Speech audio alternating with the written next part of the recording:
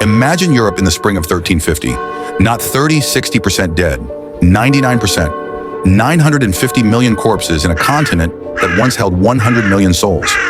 London, Paris, Rome, Constantinople, cities of crows and bones. The bells still hang in the towers, but there is no one left to ring them. This is not exaggeration. This is the timeline where Yersinia pestis mutates one more time and becomes the perfect human killer. Stay until the final minute, because what rises from the ashes is more terrifying than the plague itself. Let's tell you the real history first, so the horror lands harder. In 1347-1353, the Black Death kills 30 to 60% of Europe, 75-200 million dead. Bubonic, pneumonic, septicemic strains, R036 in crowded medieval cities. This is as we know it.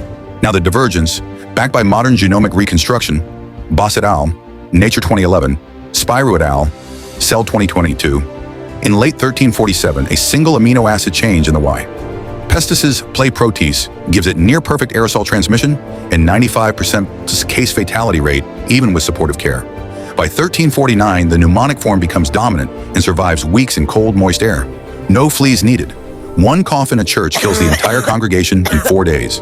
Expert simulation, Imperial College London 2020 model retrofitted to medieval density, shows R0 jumps to 1822, Europe-wide mortality reaches 99.2% by autumn, 1350.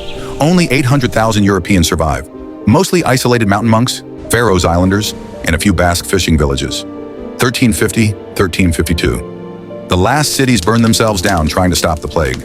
Paris loses its final 4,000 souls in a single week. The Pope dies in Avignon. The papal throne stays empty for 180 years.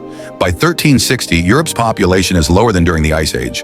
What survives, Latin and Greek literacy, collapses to 0.01%. Every university closes forever. The entire feudal system evaporates. There are no peasants left to work the land. Wolves and bears reclaim Paris within a decade.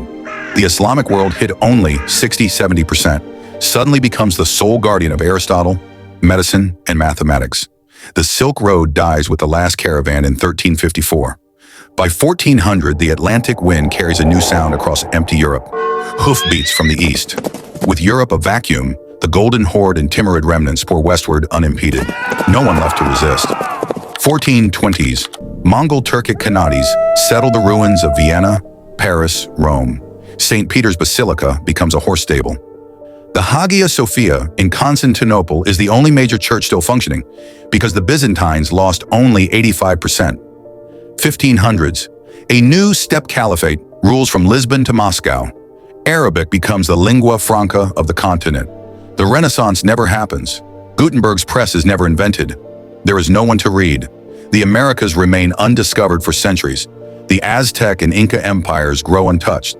And then, in the 1660s, ships appear on the horizon, but they are not European. 1700, Ming China, never challenged by European guns or germs, conquers Siberia and crosses the Urals. A Chinese Islamic condominium divides the empty continent. Paris becomes Balis, a provincial town of 8,000 in the Western Caliphate. London is a fishing village of 300 in this timeline. Global population, 1.9 billion versus our 8 billion. Technological level roughly equivalent to our 1100 AD, the printing press was finally reinvented in Isfahan in 1820. Steam engines exist, but only in Baghdad and Beijing. No electricity, no flight, no antibiotics. The concept of Europe is a mythological lost land in Chinese and Persian poetry. The last native speaker of a Romance or Germanic language died in 1612.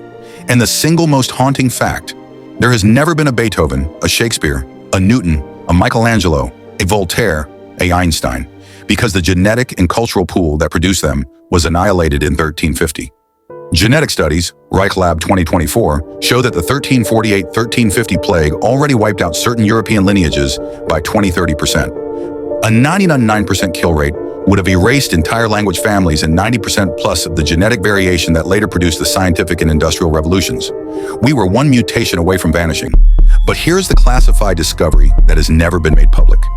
In 2023, archaeologists in a sealed alpine monastery found a 14th century Latin manuscript describing an even deadlier strain, and a single line in the margin, Deus avertat iterum, may God prevent it from happening again. If you loved our chilling historical speculations and alternate real ties, then you should subscribe. Because some silences are louder than screams.